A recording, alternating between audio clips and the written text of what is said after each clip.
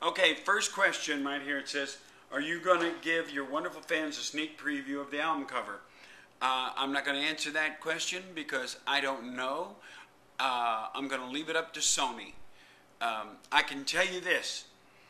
For the people that bet that the album wouldn't be out worldwide in September, you won. The album will be out in Australia in October.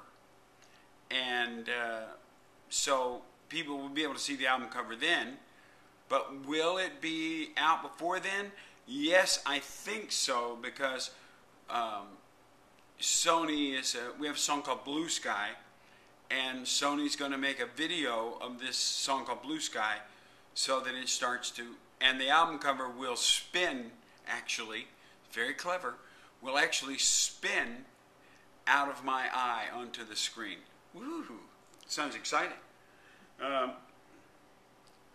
Oh, I heard a rumor you're a bit of a poker player. Is that true? Yes.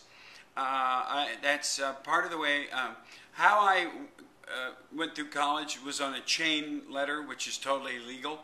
And the other way was how I made money was I got in card games and played card games. And the other thing is that I'll just give you one little clue. Back in the 70s, the crew bus, they played cards, and we were going from Chicago to St. Louis, and so the crew got paid their per diem, and so I went on that bus, and and we played cards, and when the bus ride was over, whatever 5 or 6 crew guys that were playing cards with me had no per diem left. But just so you know who I am, when they were all like, you know, all like miserable. They had no money they couldn't eat, and so when we got off the bus, I gave them back all their per diem money. So there you go. I wasn't going to do that to them. But yeah, I do play cards from time to time. In fact, I'll tell you this story.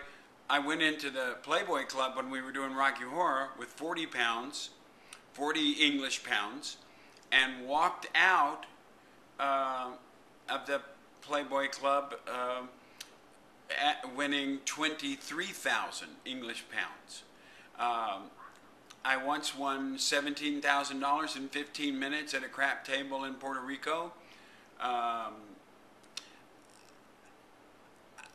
don't believe I've ever I don't gamble at casinos a lot, but I really have never lost in a casino because I just go in, hit, and get out. So there you go. Next question.